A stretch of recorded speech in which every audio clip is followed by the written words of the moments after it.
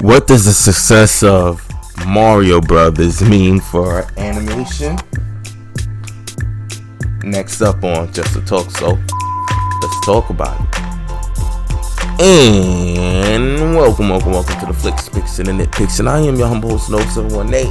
And we're gonna get right into what does the success of Super Mario Brothers mean for animation. Now, as of right now I've just been slowing up because I've been trying to actually look this up right now for it. But I do this off the cuff. Mario Brothers box office.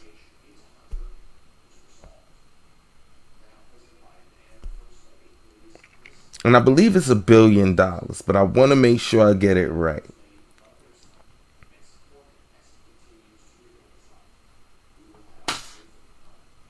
I don't think it's $1 billion. I thought it was $1 billion already. But we are still looking at it. Oh yeah, worldwide, it is at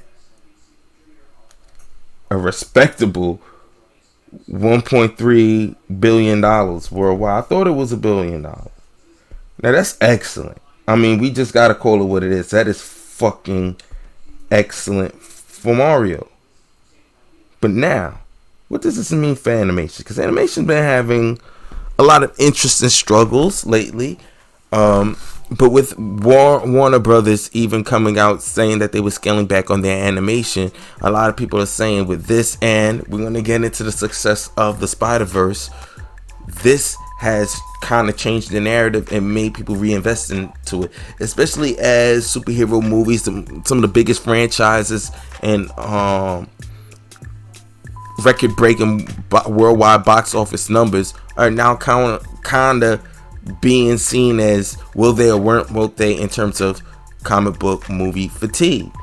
Now, we could argue that later down the line, but the bottom line is this, is with Mario Brothers changing the narrative because they didn't go with a live action Mario Brothers. They went full on animation and embraced what it was. I've yet to see the film yet. I really am going to try and catch it in the theaters. I'm catching up on movies ASAP, and I'm going to come to y'all with some reviews. Stay tuned. But bottom line, it's doing good and it has done well. The thing is, what will this mean for animation? Will we see more animated movies, especially with like what we can, I think we can admittedly call the failure or disappointment, box office disappointment that is The Little Mermaid and other remakes from Disney's wheelhouse that people have said has not lived up to par.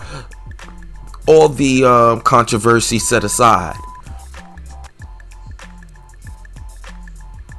is this people now more interested? Remember when the interest was what could they look like as in the real life? Maybe the interest back now is what could they look like in animated form, because even with the limitations of The Little Mermaid in terms of what they could do physically with the characters, which we also thought would have been an issue with The Lion King. That's why it's so weird, because The Lion King did well with real animals doing the expressiveness and stuff like that without going way into the cartoony 3D animation. The fact that Flounder couldn't be expressive, all the animals couldn't be extremely expressive in their face, takes away. The biggest thing is Sebastian. People had, from what I've heard, I haven't seen it yet, it was hard to get into that. Now, from what I've seen in the trailers, I can see that as an issue. But again, the question is it now far-fetched? Because I'm hearing people say they should have went with animation. They should have went with animation, and maybe people have a urging for the reemergence of animation. Will it be the dawn of a new day for 2D animation? It's starting to feel like it. or animations of any sort, but definitely I can see traditional animation come back with a big boom, because Disney has not leaned on that yearly like they used to once upon a time in the 90s. And I remember, I believe it was Dinosaurs was the first 3D animated film that they went with. So now that they're going into the trend and they're following trends now of 3D animation, now they're going into the vault and taking our classics to life.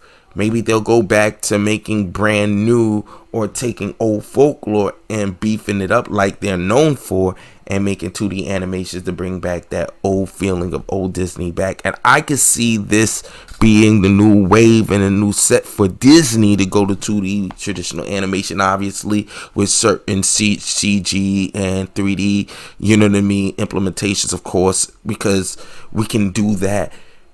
But look at what they did with the Spider-Verse, which we'll really dive into a whole lot more further. But they can try different types of formats of animation. Look at what TMNT is doing now. I mean, going that route looks like the direction that I see future animation going.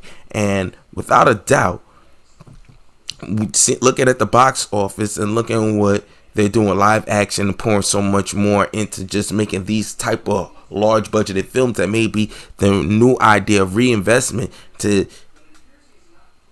have a better shot at getting a better profit margin, or a wider one.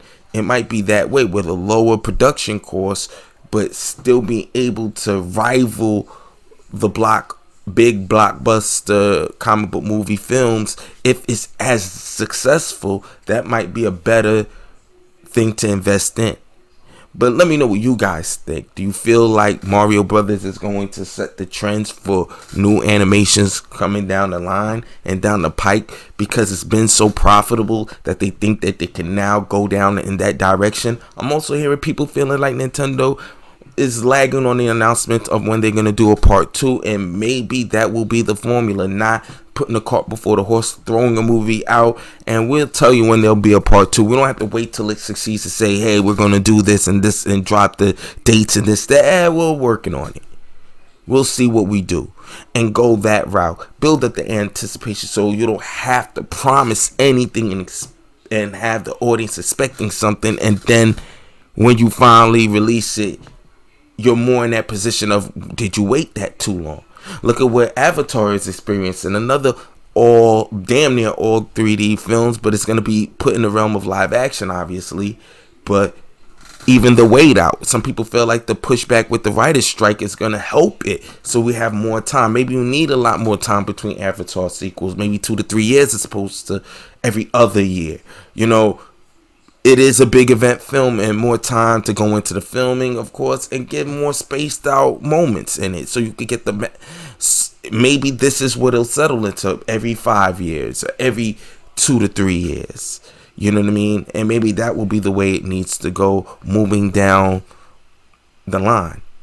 But with animation now looking like it's going to be eyed more, maybe Warner Brothers and David Zaslav will have to revisit the decision of scaling back on animation and maybe think about reinvesting into it. It don't, maybe not just for theatrical, but also for streaming as well. But I'm sure they were going to do that, but I'm sure they're not going to do as much projects as before. But now they may consider doing some other real interesting things with their IP, even if it don't have to be adjacent to the DCEU at large. They could take a lot of smaller franchises or separate things and make movies. Maybe Wildcats can be a 2D animated feature, and see what happens with that. And add certain artistic capabilities to it, the likes of which Into the Spider-Verse has pushed the needle on, and make it a comic book work of art come to life. But let me know what you guys think in the comments below. You already know what to do. Let me know if you like the concepts or kind of feel where I'm coming from with it, or you kind of like, nah, I don't think that there's going to be a reemergence of 2D animation or any animation as of yet. It'll be if it's good, it's good. If it's not, it's not. But it won't be a new wave of reinvestment. Maybe you don't feel the same way. But get in the conversation. Let's just talk about it. You already know what to do. And like, share, subscribe. See you next time. And as always, tell everybody outro. Chill.